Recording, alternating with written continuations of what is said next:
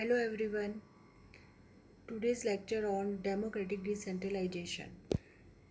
Myself Dr. Indu Sharma, lecturer in public administration. First of all, we should know what is democratic decentralization. Democracy is a form of the government wherein the will of the people is promptly and accurately implemented. प्रजातंत्र सरकार का वह प्रारूप होता है जिसके अंतर्गत जनता की प्रत्येक इच्छा व आवश्यकता को प्राथमिकता दी जाती है। अधीनस्थ अधिकारियों या अधीनस्थ स्तरों को अधिकार व स्वतंत्रता देना ही वास्तव में विकेंद्रीकरण है। Decentralization is to give rights and freedom to subordinate officers और लोएस्ट लेवल। प्रशासनिक व्यवस्था के निम्नतर स्तरों पर प्राधिकार का वितरण ही वास्तव में विकेंद्रीकरण है। अब हम एक नज़र सरकार द्वारा इस संदर्भ में किए गए प्रयासों पर डालेंगे। First of all, to achieve the objective of democratic decentralization, provision has been made to establish one gram panchayat in the village of each state under Article 40 of the Constitution. संविधान सभा के सदस्य के संतानम ने पंचायत के प्रावधान हेतु एक संशोधन प्रस्तुत किया, जिसके आधार पर भारतीय संविधान के राज्य नीति निर्देशक तत्व के अनुच्छेद 40 में पंचायतों के संबंध में कहा गया कि प्रत्येक राज्य ग्राम पंचायतों का संगठन करने के लिए कदम उठाएगा और उनको ऐसी शक्तियाँ और अधिकार प्रदान करेगा जो उन्हें स्वायत्त शासन इकाइयों के रूप में कार्य करने योग्य बनाने के लिए आवश्यक है। After this, the community development programme was established by S.K. Day on 2nd October 1952 to develop the entire village in India, but this program could not succeed. प्रथम पंचवर्षीय योजना 1951 to 56 के क्रम में ही योजना को सफल बनाने के उद्देश्य से ग्रामीण क्षेत्र में जागरूकता और जन सहभागिता बढ़ाने की आवश्यकता अनुभव की गई। इसलिए 2 अक्टूबर 1952 को सामुदायिक विकास कार्यक्रम की स्थापना की गई, किंतु 3-4 वर्षों के अंदर ही यह स्पष्ट होने लगा कि यह कार्यक्रम आम आदमी के जीवन की परिधि से बाहर है, अर्थात यह कार्यक्रम सफल नहीं हो सका। In January 1957, the Government of India appointed a committee to examine the working of the Community Development Program. The chairman of this committee was Balwant Rai Mehta. The committee submitted its report in November 1958 and recommended the establishment of the scheme of democratic decentralization, which ultimately came to be known as Panchayati Raj institutions. जन सहयोग को बढ़ाने और आम आदमी की सीधी भागीदारी के लिए किसी प्रणाली पर विचार एवं सिफारिश करने के लिए 2 अक्टूबर 1957 को केंद्र सरकार के द्वारा बलवंत राय मेहता समिति गठित की गई। इस समिति की रिपोर्ट में इस बात की सिफारिश की गई कि सरकार को ग्रामीण क्षेत्र के विकास के लिए संस्थाएं गठित कर विकास का सारा कार्य इनको सौंप देना चाहिए। इसके अंतर्गत जनता द्वारा चुने गए स्थानीय स्वशासन के 3 स्तरीय ढांचे की व्यवस्था की गई। निचले स्तर पर अर्थात गांव में ग्राम पंचायत, मध्यम स्तर पर अर्थात ब्लॉक या खंड स्तर पर पंचायत समिति और सर्वोच्च स्तर पर यानी ज़िले में जिला परिषद। यानी बलवंत राय मेहता समिति ने त्रिस्तरीय पंचायती राज व्यवस्था की स्थापना की सिफारिश की। यह एक इम्पॉर्टेंट क्वेश्चन है कि बलवंत राय मेहता समिति की मुख्य सिफारिश क्या थी। These recommendations of the committee were accepted by the National Development Council in January 1958. इस समिति की सिफारिशों को राष्ट्रीय विकास परिषद ने 1958 में स्वीकार किया। Rajasthan was the first state to establish Panchayati Raj institutions. The scheme was inaugurated by the Prime Minister Pandit Jawaharlal Nehru on 2nd October 1959 in Nagaur district. Rajasthan was followed by Andhra Pradesh, which also adopted the system in 1959. Thereafter, most of the states adopted the system. सर्वप्रथम 2 अक्टूबर 1959 को राजस्थान में पंचायती राज की नई त्रिस्तरीय प्रणाली की शुरुआत की गई। भारत के प्रथम प्रधानमंत्री पंडित जवाहरलाल नेहरू ने 2 अक्टूबर 1959 को नागौर यानी कि राजस्थान के नागौर जिले में बलवंत राय मेहता समिति की सिफारिश के आधार पर त्रिस्तरीय पंचायती राज के उद्घाटन भाषण में कहा कि हम लोग अपने देश में लोकतंत्र अथवा पंचायती राज की आधारशिला रखने जा रहे हैं। और आपको जैसा पता ही है कि यह सपना गांधी जी का था जो कि नेहरू जी ने पूरा किया था। तो आगे नेहरू जी ने उद्घाटन भाषण में कहा कि यदि महात्मा गांधी आज हमारे बीच में होते तो कितने खुश होते। यह एक ऐतिहासिक कार्य है और इससे उनको बड़ी प्रसन्नता होती कि आज उनके जन्म दिवस पर यह कदम उठाया गया है। राजस्थान के बाद आंध्र प्रदेश में पंचायती राज लागू हुआ। फिर 1960 से 61 तक बहुत सारे राज्यों ने अपने विधानसभाओं में अधिनियम बनाया और पंचायती राज की एक विधिवत शुरुआत हुई। The Sadiq Ali committee was formed in 1964, but it did not have any specific recommendation. In 1966, Urban-Rural Relation Committee was established.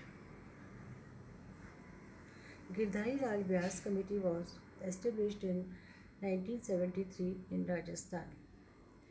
In December 1977, the Janata government appointed a committee on Panchayati Raj institutions under the chairmanship of Ashok Mehta. It submitted its report in August 1978 and made 132 recommendations to revive and strengthen the declining Panchayati Raj institutions should be replaced by the two-tier system, that is Zilla Parishad and Mandal Panchayat. 1977 में केंद्र में आई जनता सरकार ने यानी कि 1977 में जनता सरकार थी, तो जनता सरकार ने पंचायती राज की समीक्षा के लिए अशोक मेहता की अध्यक्षता में एक समिति गठित की। पंचायती राज की समीक्षा करते हुए अशोक मेहता समिति ने अपने प्रतिवेदन में कहा कि पंचायती राज की असफलता के 4 मुख्य कारण हैं। पहला कारण उन्होंने बताया कि चतुर्थ पंचवर्षीय योजना यानी कि 4th 5-year प्लान की अवधि में कई तरह के लक्ष्य समूहों से संबंधित विभिन्न योजनाओं हेतु नई सरकारी एजेंसियों की जिला स्तर पर स्थापना की गई और सभी को निर्वाचित जिला परिषद के क्षेत्राधिकार से बाहर रखा गया। नतीजा ये हुआ कि पंचायती राज को ऐसे वित्तीय अनुदान से वंचित रहना पड़ा। दूसरी उन्होंने बताई कि राजनेताओं का पंचायती राज संस्थाओं को शक्तिशाली बनाने के प्रति कोई उत्साह नहीं था। कुछ राज्यों में तो पंचायती राज संस्थाएं भंग थी और नए चुनाव को लंबे अरसे तक टाल दिया गया था। तीसरा कारण उन्होंने बताया पंचायती राज की वैचारिक अवधारणा के संबंध में कोई स्पष्ट चित्र नहीं था। कुछ लोग इसे सरकारी एजेंसी मानते थे और कई इसे लोकतंत्र का विस्तार ही मानते थे और कुछ व्यक्तियों ने इसे स्थानीय शासन की संस्थाएं माना था। चौथा कारण उन्होंने बताया पंचायती राज संस्थाओं पर आर्थिक एवं सामाजिक दृष्टि से संपन्न व्यक्तियों का वर्चस्व था। अतः आम ग्रामीण के लिए इन संस्थाओं की उपयोगिता बहुत ही कम हो गई थी। In 1986, Rajiv Gandhi government appointed a committee on revitalization of Panchayati Raj institutions for democracy and development under the chairmanship of L.M. Singhvi यानी कि लक्ष्मी मल Singhvi committee. It made the following recommendations. The Panchayati Raj institutions should be constitutionally recognized, protected and preserved. इन्होंने कहा कि पंचायती राज संस्थाओं को संवैधानिक स्तर प्रदान किया जाना चाहिए, यानी कि लक्ष्मीमल सिंघवी समिति क्योंकि राजीव गांधी के द्वारा बनाई गई थी, तो राजीव गांधी ने कहना चाहिए कि राजीव गांधी ने यह पहला प्रयास किया कि पंचायती राज संस्थाओं को संवैधानिक दर्जा प्रदान किया जाए। The village panchayat should have more financial resources. इन्होंने यह भी बोला कि ग्राम पंचायतों को ज़्यादा अधिकार संपन्न यानी कि ज़्यादा वित्तीय संसाधन उपलब्ध कराए जाने चाहिए।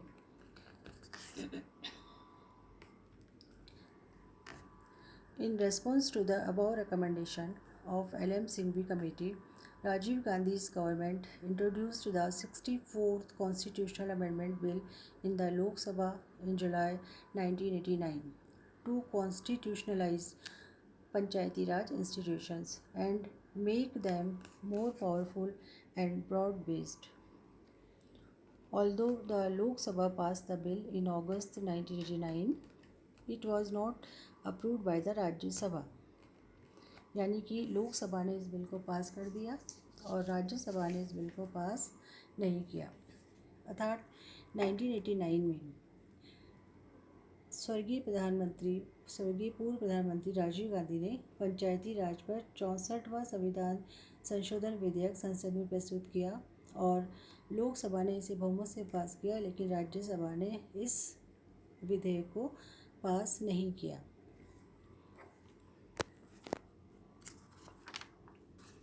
In this way,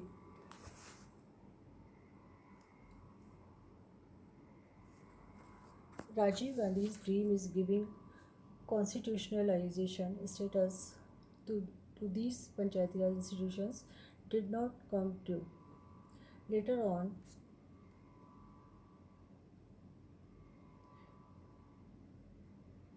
Prime Minister late Narasimha Rao fulfilled this dream of Rajiv Gandhi.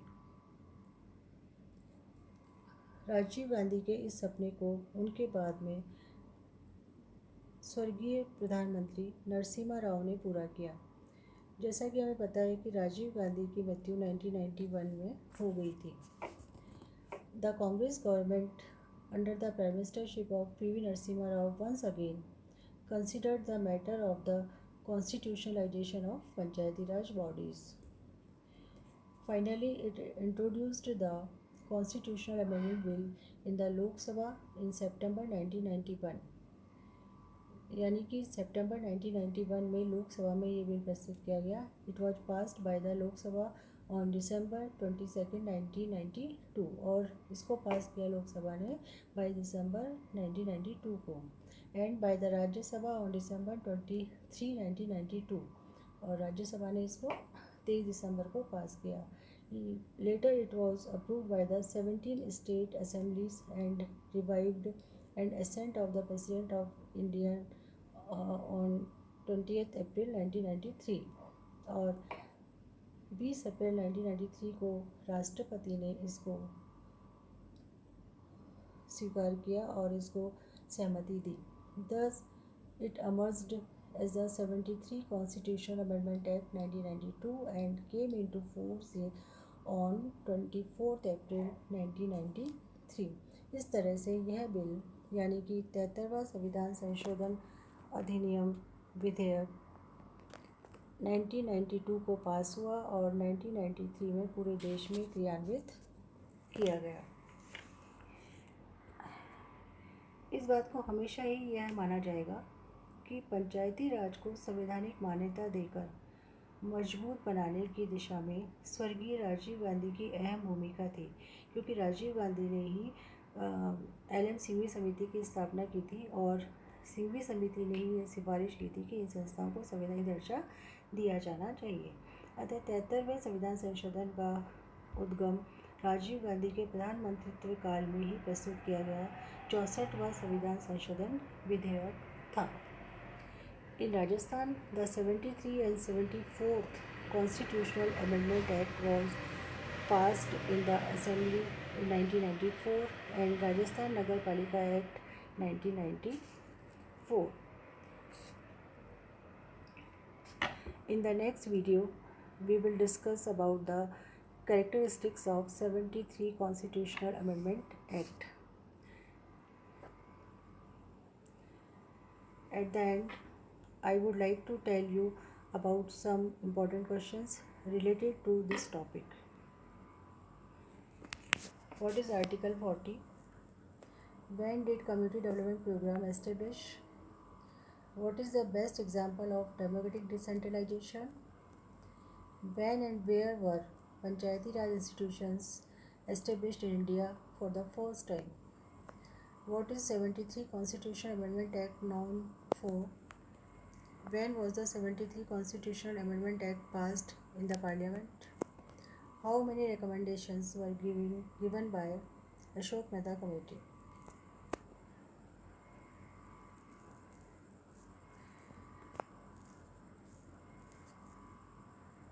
Thank you.